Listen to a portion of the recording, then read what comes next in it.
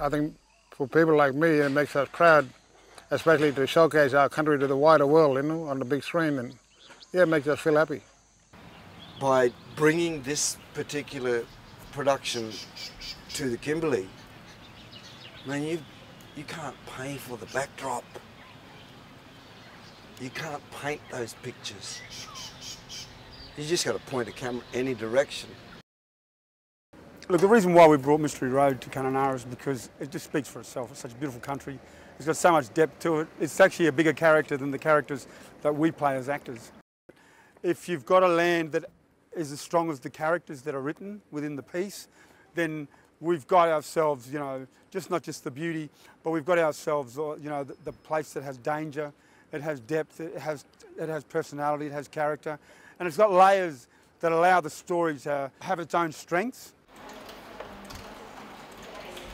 You know, you're forever looking at people's faces. You find yourself sitting at the coffee shop watching people walk by, and you know, we followed a young man into the Wyndham supermarket one day because he looked a little bit like Aaron Peterson, and we needed to find someone that could be his double for a couple of scenes. So you just find yourself sitting at coffee shops locally and staring at people thinking, wow, that person would make a really good Aaron Peterson double, or she's about the right height for Judy Davis if we need a driving double or a horse riding double. So it became intense, and as a result I ended up with over 1,000 photos of people in Kununurra and Wyndham, and we've used almost 300 of those people, which has been fantastic. The boys was getting up at 4 in the morning, getting ready for work, and lots of fun. Yeah, I was a double, did a double for Aaron. Yeah, they dressed me up, made me look like an old fella, just like him. Yeah, put a beard, wig on me. Yeah, it makes us feel happy. Makes us feel like they're getting a lot of local people and Indigenous people involved with movies as well. So yeah, it's making us feel a bit wanted as well. Yeah. I would say, of course, follow your dreams. I would say to the younger people that, you know, the idea that you may have and you keep it hidden and you might be a little bit embarrassed about it, just take a chance. Take a chance, step up to the plate and just give it one go. Never gave up, never put our head down, keep our head up and just do what we had to do. It looked like we were mustering, but we was just walking them through 2 gates, you know.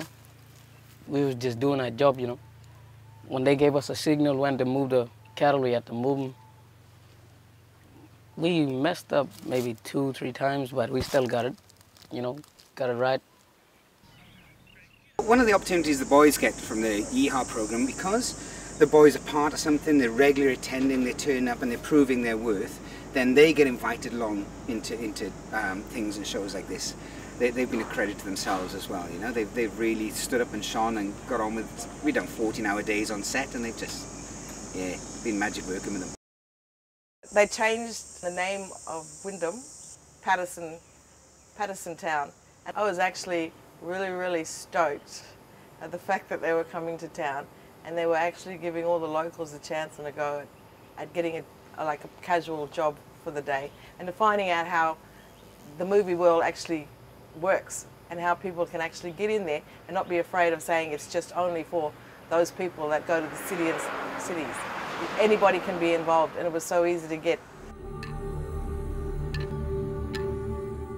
I played as Ava, Siobhan's daughter, and I had to work in the house for the smoking ceremony. It was fun, and I met lots of new people. I think it'll be like Spot the Local. I think everyone will be waiting to see who they know in the TV series. I would say easy 38, 39 degrees right now. I think all of us could jump in the pool and you wouldn't be able to tell the difference. We're all drowned in sweat. So far I've just been filling in the bar scenes, pretending to be an alcoholic. It's hard to do everything on cue, you know, and to pretend to drink from a can is not actually easy. definitely not us, but we speak to That I'm extra and this is my first job. I'm gonna get paid $22, but I don't know. I've always wanted to come to the Kimberleys, and I've just found this whole new love and appreciation for Australia after shooting here. I mean, it definitely comes with its challenges because it's very hot days, which can be pretty tolling, but like, it's just been incredible, yeah. Okay, thank you. Okay, let's have a look please. First positions everywhere. But it's a bit nerve-wracking, it makes me nervous. And background action, and action.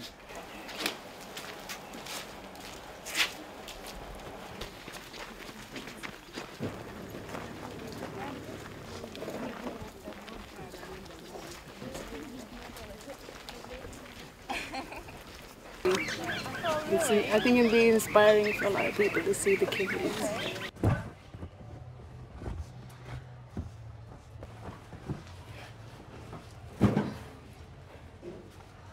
I think Rachel is definitely one of my favourite directors that I've ever worked with, and she's really made everyone feel so comfortable and respected, and as a performer you feel like you can really go to vulnerable places and you feel like everything's going to be tasteful with her. We had to repeat the same action but 2, 3, 4 times. Yeah. Well, we was here for an hour, so something like that, couple of hours. Yeah, sitting back just waiting for them to finish doing the shot. Yeah. Well, I didn't thought it was gonna take long, but yeah, this do take long. Yeah. And the first hour, it's really hard for extras if they don't understand, because it gets repetitive and you're there for longer, and then you're doing the scene over and over again but on different angles, and you're walking down the street or you're walking up the street, or you know, and so that's the truck, and that's a cut because there's a truck. I'm essentially on the camera team as a video split operator, and I'm a camera intern. So I guess the idea of that is to teach me about the film world. But also the beneficial part is having one of Australia's best directors of photography and one of Australia's best directors over my shoulder. Okay guys, thank you, Sophie. We've just spent the morning here on the side of the highway filming Detective J. Swan arresting a drug dealer at the back of a road train.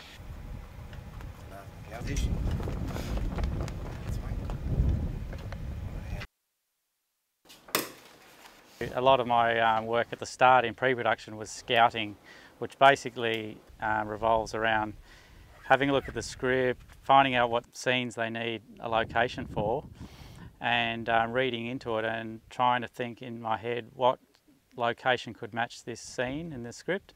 Sort of by chance I met the locations manager, and he heard that I'd done a lot of bushwalking and knew a lot of spots out in the bush.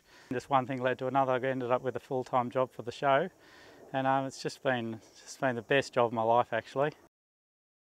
As far as you can drive it, as far as you can see, it's just, you never want to leave.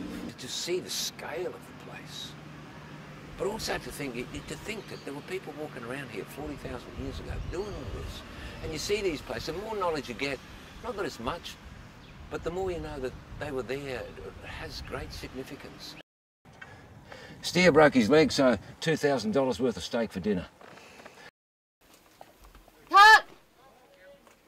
And this is a very significant area for the Miriwoong and Gadjarong people too as well. All around here is a very significant country for the Miriwoong mob, including that hill over there, that's Bulgamiri. In front of this hill was a big holiday camp where old Miriwoong people used to go hunting. Your boss Marion, and see, you're in trouble all the time. If I see the Kimberley region on telly in some movie or something, I'm trying to work out where the angle is. I'm trying to say, that's so-and-so's country. And that makes me feel good because my countrymen allowed them to film there. And you go, oh, good. That's what I love about shooting in locations like this. Probably changed my life. Yeah. Just seeing like I grew up in the city, I'm a city boy. Seeing the cultural difference and especially with my culture and everything, it really made me want to go back to and in touch with like my roots and my like great-grandmother, great-grandfather. Like I've seen a lot being up here, and truly grateful. It's here and you just do it in one shot. We're inside the police station. We've built it inside the old Shire building in Kununurra. We've spent about 4 weeks creating this space. So it serves its purpose for us. There's a jail over there. It's a lockup, which I've been staying away from. And that's Emma's office. This is my desk. That's Mulla's desk and Shana's desk. I'm Judy's body double and picture stand-in. So basically I dress in the same costume as her, and sometimes they use me for distance shots or driving shots, and I also stand in the positions that she stands in, and while they do the lighting and figure out the camera angles and all that kind of thing. Those are on right. They're got max, yeah. Mulla? What? Judy Davis was very interested in our culture. Did you turn the ignition off in the ute? I actually got to meet Judy Davis in person. She actually came in the room and sat down and had a very long talk and conversation with us. It was fantastic. And then I ended up giving her a biome nut from Wyndham. And I said, I've got one of these because I'm for many years that I've watched you on TV and I finally get to meet you in person. And I'd like you to take away this present from us, Mob. Rehearsing and action. The people have been incredible here in the community of Kununurra. You know, I guess it's a big ask for any small town to sort of accommodate a film production, but they've done it with such generosity and kindness and great excitement. So you can't walk into this sort of environment with this sort of story and not create a sense of family. And so this is what we've created on Mystery Road.